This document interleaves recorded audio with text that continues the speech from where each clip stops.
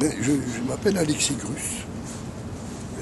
Je suis l'instigateur de cet établissement, voilà, qui porte mon nom, et qui a un rapport justement avec la gaieté lyrique, parce que je dirais que c'est un tout petit peu avant la gaieté lyrique, dans un endroit qui s'appelait le Carré Torigny, où le cirque à l'ancienne est né, le 25 mai 1974.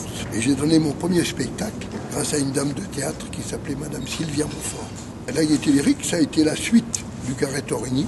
Quand on a visité avec Sylvia le bâtiment qui était assez délabré du reste, j'ai dit à Sylvia, cet endroit-là est l'endroit idéal pour créer la première école de cirque en France.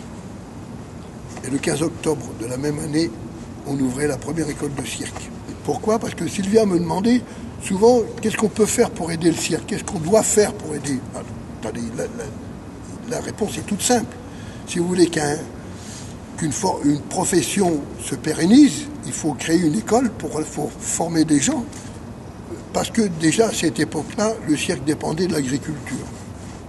Donc la gaieté lyrique était pour moi un centre culturel. Et ça faisait le lien entre le cirque et la culture. Et je me débarrassais de l'agriculture. Je ne sais pas si ça a été une bonne idée, mais enfin ça a été comme ça. Et ce que Sylvia Montfort avait voulu faire avec la gaieté lyrique, c'était de faire un vivier d'écoles d'art, où tout se rencontrait.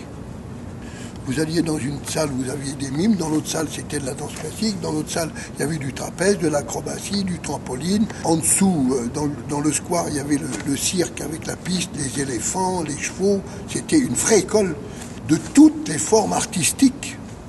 Il n'y a aucun doute dans le fait que c'est tout changé dans ma vie. Et pas seulement pour la mienne de vie, pour celle de mon métier du cirque.